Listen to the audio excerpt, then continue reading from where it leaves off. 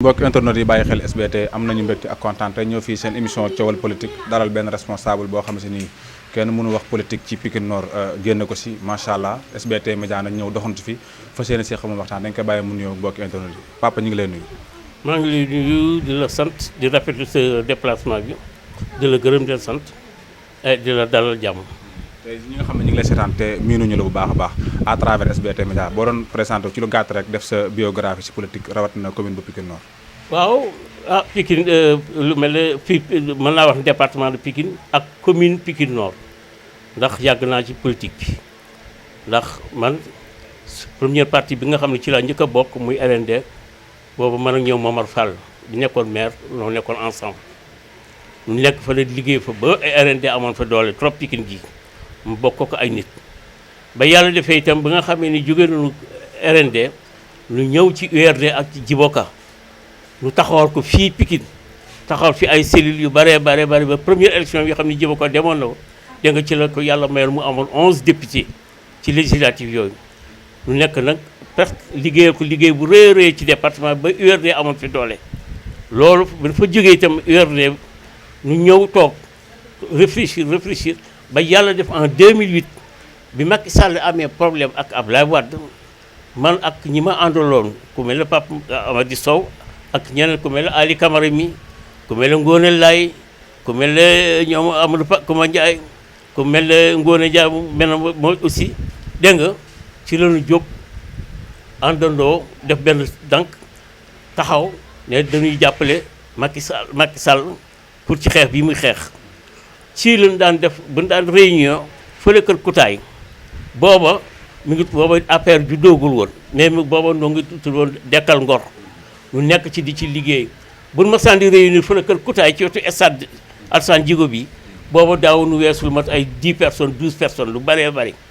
ku mel ne Abdoulaye Timbo ku mel ne man ku mel ne Vieux Sow ku mel ne ñoom Ali Camara ku mel ne Amadou Kouma Ndiaye ku mel ne Kutaay ku mel ne ñoom si yàlla ci Fatmata Matar ku mel ne Pape Gorgui Ndong dégg nga booba ñun noo daan réunir ci Dekkal Ngor man mii ak ñoom Ali Camara mii ñu sant ñu dem Pikine Nord fexe pour taxawal fa ay cellules ci la ñu jóg fexe ba taxaw fa cellules yi noonu la def ba samp APR keroog bi ñu créé APR hôtel Teranga bi jour boobu maa ngi ci biir salle bi ba nu fa jógee itam ñu nekkaat sur le terrain di liggéey taxawal ay cellules ba 2012 yàlla def ki nga xam ni par exemple sama xarit benn bakkan xam ni ñoo màggandoo dégg nga ba nekk Louga ba fi ñu toll nii toll sama taaw ma tuddee ko muy borom këru Eva Marie Coll Seck yàlla def mu jógee Genève fekk mu def ñaari mandat foofu Genève bi mu ñibbisee mu ma wooyee di ma la situation politique moo expliqué ko ma ne ko man de li mu wóor ba wóor may élection yi bu ñëwee Macky Sall mi dana yóbbu Abdoulaye Wade de deuxième tour mun ma gëm nga ko man tamit incha allah dana ko yóbbu ndax ni ma gisee situation bi ak dégg nit ñi li ñuy wax ndax man damay dugg ci Ndiaga Ndiaye damay dugg ci car rapide damay romb grand place yi damay romb ci marché yi dégg nit ñi li ñuy wax ma ne ko Macky Sall am na chance pour yóbbu Abdoulaye Wade du deuxième tour ci loolu ci la Macky Sall ànd ak Diène Farba Sarr ak une bonne délégation ñëw seet ci Eva Marie Coll Seck muy bisu mardi guddi ba mu ñëwee wax ko boppam ne ko damaa jóg pour nga jàppale ma ci li muy def Eva tontu lu rafet dégg nga gërëm ko sant ko ne ko bu soobee yant bi bu ma titee def sama àll dinaa ko ci def dinaa ci def sama ñaq dinaa ci sama coono dinaa ci def yëpp incha allah pour jàppale pour nga am ndam te noonu ko Eva Marie Coll Seck wax noonu la ko defee ndax ba nga xamee ni gisante naag Macky ba ñu Macky dem man mi la njëkk wax mun ma nañ sa xalaat man ku nañ jóg man APR laa nekkoon waaye yow boo soxlaa ma nekk sa wet jàppale la ndax xam naa ni yow ko am Pastef nga te itam doo dellu gannaaw ci laa jóg man ak ñoom Ali Camara yi ñu woo leen dégg nga woo ñeneen ak ñeneen ñu àndandoo commencé taxawal Comeva fii Pikine ci loolu nag bi ñu ko defee itam yàlla may ñu ci ndam lu taxawal ay cellules yu bare ba foo dem commune boo dem da nga ko fekk bu doon ñaar ba ñett ba juróom cellules yoo xam ni ay cellules Comeva la ci loolu. ngi noonu SBT Média la seen émission Thiowal Politique dégg ngeen fi waxtaan bi toll macha allah di wax na ngeen abonné nag ci SBT Média ba seen tous cloche notification bu ko defee vidéo yi nga xam ne SBT mi ngi koy dugal ngeen mënte ànd ñun waaye nag di bëggee waa diaspora bu baax a baax ndax macha allah chaque fois dañu may wax ne ñu ngi suivre SBT Média rawat na émission bu am solo bi nga xam ne moom mooy Thiowal Politique dégg ngeen ko ñu dalal muy sunu papa koo xam si ne nii doyen la si politique fii ci département bu Pikine rawat na si commune bu Pikine Nord muy sunu papa Ousseynou Sougou mais papa ginnaaw parcours boobu nga def yëpp si politique ñu gis ne nekkoon nga ci wetu ki nga xam si moom mooy Momar Fall nekkoon maire fi nga xam ne moom mooy maire sortant Pikine Nord. waaw yàlla def na bi ñu gagné mairie bi en 2009 ci la nekk ci mairie bi ak Momar Fall mu amoon nag yéene bu rafet nag pour jéem a essayer liggéey mais xam nga jamono jooju da ngay dégg mairie mais commune yi boobu amul woon xaalis ndax booba marché Zeng li muy rëy recette bi fii am yëpp mairie ville moo ko daan jël maire commune bi Pikine Nord daawul am lu ay recette ci ay table yi ñu nekk ci boolu tali bi ñooñu rek la am loolu rek la am ay juuti di la ko fayoo de sorte que budget bi ni mu waroon a am pour liggéey daaw ko kii ndax yenn saa yi boobu da nga xam ni dañ naan ren bëgg naa am budget disons 500 millions loolu ay prévision rek da nga naan par exemple dama bëgg am budget 500 millions te loolu moo sa bëgg-bëgg nga taxawal say rubrique dafa sa yëpp mais boo ko commencé du 1er janvier ba 31 décembre ba at mi jeex yenn saa yi 500 millions yooyu nga yaakaar ne da nga ko am ci budget boo moytul moitié bi nga am wala bu dee bare xëy na peut-être ay 300 millions ndax recettes yi du dugg comme ni mu war a donc boo ci génnee salaire yi ak yenn frais yi nga xam ne mairie bi da koy def ak ndimbal yi nga xam ne da koy def bu weeru koor jotee bu korité jotee bu tabaski jotee bu tamxarit yi jotee ak ñi nga xam ne dañ daan ñëw di indi seen ordonnance ñoo xam ne dañ leen war a jàppale mu ay des cas sociaux ñooñu presque boo dee xool mairie bi li mu am yëpp presque foofu la ko yemale. loolu tax par exemple maire yooyu bu njëkk amul woon possibilité pour def ay réalisations yu mag mais loolu moo doon suñu bëgg-bëgg pour liggéeyee Pikine Nord Orange ba nu def marqué une empreinte ba ne ni ñi ko liggéey na si mais ce budget bu xamee ni bariwul amuloo doole fa sa doole yem la fa nga yem dégg nga bokkul ak léegi ñi nga xam ne par exemple bi Amadou Diarra ñëwee yàlla def mu tombé par exemple kii bi changé décentralisation bi acte 3 bi plutôt ñëw dégg nga ñu jël par exemple lu mel ne marché Zeng ak yeneen féetale ko kooku budget mën na dem ba 1 milliard ndax marché Zeng li fay génn par bis kenn xamul lu mu toll ci ay taxes kon boog kooku nga xam ne par exemple mën na am budget 1 milliard bokkul ak ki nga xam ni budget bu bëree daa weesu ay 200 millions wala 250 millions kooku ki am 1 milliard kooku mën nañu ko wax ko ne ko lu tax defuloo fi lii bala ñuy wax Amadou Diarra lu tax defoo fi lii yéen diggante bi nga xam ne moom ngeen yor mairie bi lan ngeen fi def loo xam ne mën nañu teg suñu loxo ñu ne lii ci Momar Fall moo ko def en tant que maire. waaw mën naa wax ne école yu bari li ko commencé ci kii école bi kii Ndiaye la école bi nekk ci gannaaw école 7 kii Elimane Ndiaye dégg nga xam nga école boobu mur bi dafa daan woon complètement ñun ñoo defaraatoon mur bi complètement ak toilettes yi. daan toppatoo itam salle de classe yi xam ni par exemple balaa école ubbi dana am ay problème seen fenêtre yi yooyu wala par exemple seen tableau yeeg yooyu yëpp dégg nga ba école masan di bëgg ubbi dafa am ay yoo xam ne directeur d'école yi dañu daan sollicité ne dañoo bëgg ngeen defal ñu lii te loolu bu fekkee ni wax nañu ko te xam ni budget bi attan na ko maire da ko daan exécuté comme ba fu dooleem yem boo ñëwee itam kii école 5 seen mur bi itam xam nga noonu la meloon mur bi mën naa wax ne par exemple dañ ko reprendre dégg nga a def fa leen fa war a def yëpp daan def na itam bu loolu weesu itam ASC yi dégg nga fan lañ leen fekkoon nga xam ne moom lañ leen daan joxe seen subvention ba monsieur Momar Fall ñëwee itam ak ñun bi ñëwee dañ ko yokk te daawuñu toog at mu lëmu te joxuñu leen seen subvention ASC tey yi wu nekk Pikine Nord yëpp boo leen ko waxee ni ba fi Momar Fall nekkee chaque année avant nawetaan yi commencé daan leen woo ci mairie bi jox leen par exemple seen subvention ba ci kii ñiy def culturel ñiy def culture daan ba jox mbëru lamb yi sax di leen jox seen subvention donc yooyu yëpp ak ay yoo xam ni mairie bi daan ko daan def lu jëm ci affaire sociale dégg nga bu koor masaan li jot daan jënd ay tonni ceeb ak suukar ak yëpp dégg nga di ko séddale imam yi délégué de quartier yi ak ñi nga xam ne def nañu seen demande indi seen photocopie carte d'identité déposé ko ci maire di ñaan ndimbal ñooñu ñëpp lañ leen daan jox bu weeru ko commencé ceeb ak suukar bu nee itam Korité bi des na lu mat une semaine nit ñi dañ daan ñëw indi seen photocopie carte d'identité kenn ku nekk di sàkku ndimbal bu boobaa bu ne Korité gi des na 2 jours dañ leen daan woo ci mairie bi. kon daal su ma déggee ci côté social daal ngeen ci seen mandat yëpp ci social ngeen ko yemale. social ngeen ko def mais am na itam ay quelques réalisations yu ñu def mooy mur yi ma la wax ay mur école yu ñu def ak yenn salle de classe yoo xam ne defaraat nañ ko yooyu yëpp jaar nañ fi boo gisee itam barrières yi nekk ci tali bu mag dégg nga garde-fou yooyu nekk ci tali bu mag mais nun noo ko fa def ndax boobu nit ñi dañ daan dem bay dox ci kaw tali bi ndax boobu diggante cantine yi ak tali bi seen bagage yi ñu daan teg ci kanam nun bëgg ko limité nag moo tax ñu indi woon barrière yooyu dégg nga def ko ci muy garde-fou yooyu commencé ko ci Dominique ba ngay egg cinéma Alkarim yooyu mairie bi itam def na ko ay réalisation dégg nga defar nañ fi itam ay kii doon cimenté par exemple trottoir yi yooyu yëpp mairie bi def na ko ci comme loo xam ni réalisation yoo xam ne ñi teg nañ seen bët.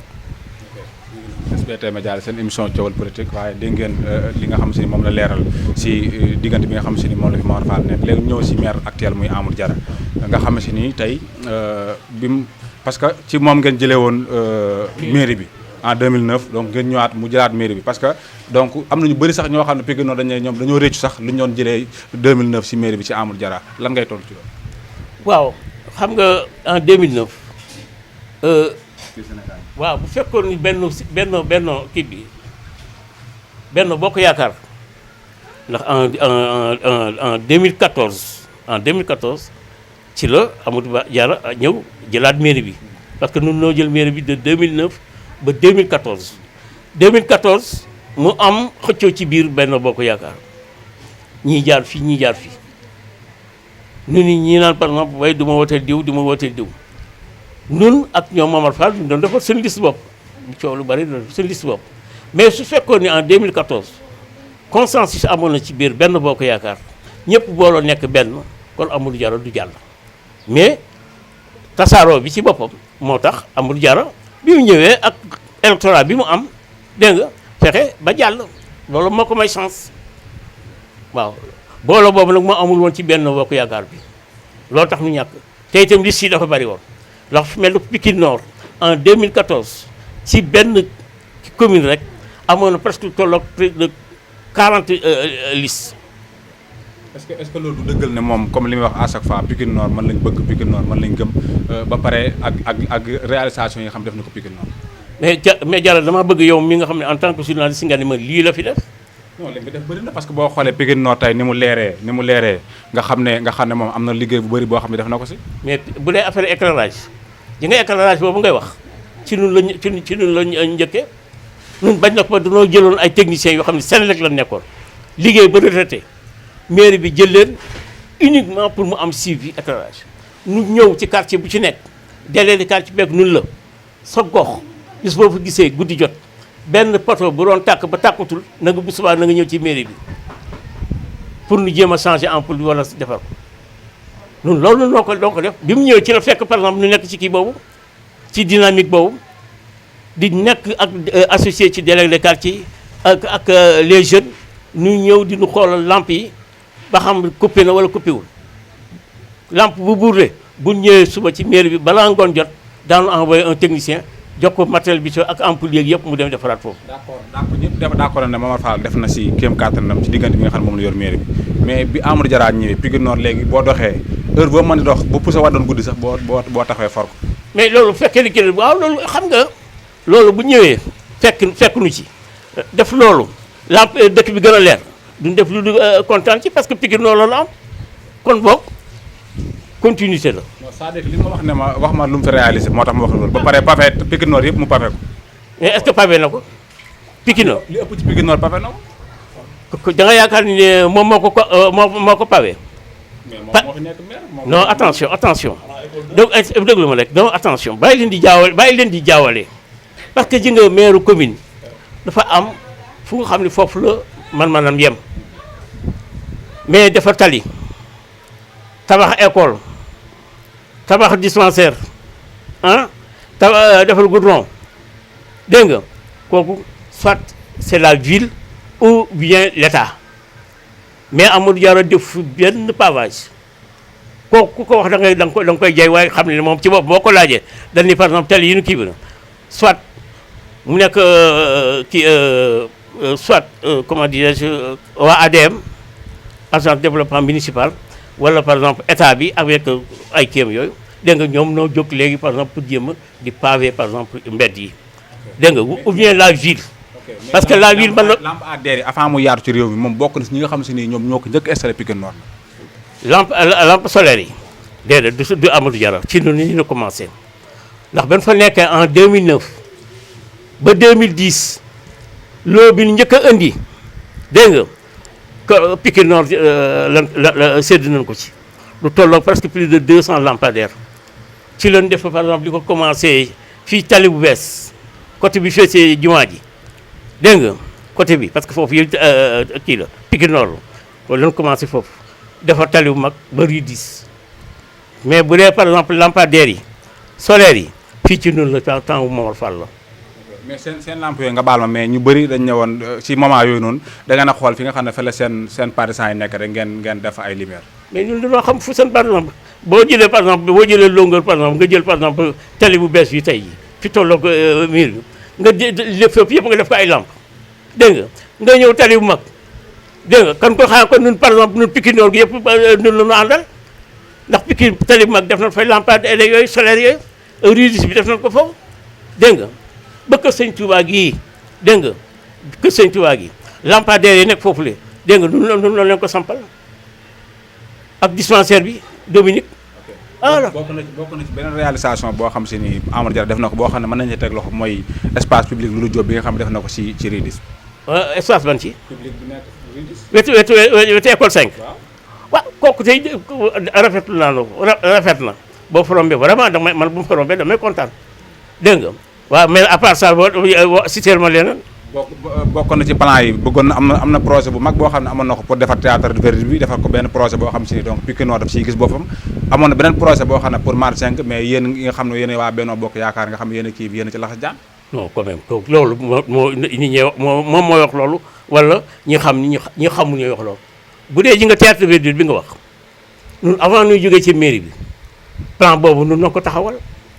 ba am benn promoteur bu xam ne ñëwoon na wax ak ñun ne daa bëgg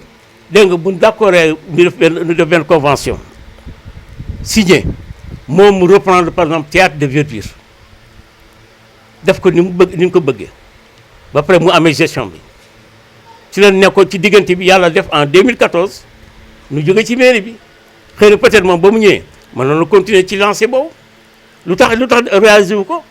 te moom moyens yi mu am tey jii ñun amuñu ko woon ndax tey jii budget maa ngi dégg nu naan ay 800 millions 900 millions te ku nga xam ne par exemple ay 250 millions nga te 250 millions yi sax daawuloo ko couvrir ba année bi jeex yëpp daawuloo ko kii la le 1er janvier ba 31 décembre 250 millions yi nga wax ne mooy sa budget yenn saa yi boo demee daw ba xëy na peut-être ay 180 millions wala 200 millions ngay am ngay recouvrer. kon su ma la déggee mooy Amadou Diarra budget bi mu am réalisation yi mu def dafa tuuti ci yow. mais bien sûr ñun bu ñu amoon budget bi mu am ñu wax ay 800 millions surtout marché zinc bii tey jii ak le nombre de kii bi cantines yi nekk ci tali bu mag parce que léegi tali bu mag doo kenn mënu fa dox demal jaar fa oto yi sax léegi par exemple pour ñu jaar fa problème lañu doon dañu préféré jaar ay RIDIS ndax fépp léegi dañ koo lal lépp dañ koo lal dégg nga donc moom fi recette bi mu am ñun amuñu woon un tiers bi. amuñu woon un tiers bi. kon daal su ma la déggee mooy Amadou Diarra def fi dara rek nga bëgg a wax. léegi nga ma cité daal lu xam naa ni. loolu moom teg naa sama bët loolu def na ko fi. non li ma bëgg mu nekk mooy kon su ma la déggee da ngaa bëgg wax ne kon Amadou Diarra def fi dara. ma ni def fi dara kooku kay dama koy confirmer def fi dara à part li nga ma cité foofu ci école 5 kii boobu jardin boobu mu def ci école 5 gis total dama fa gis ma fa leneen. mi ngi noonu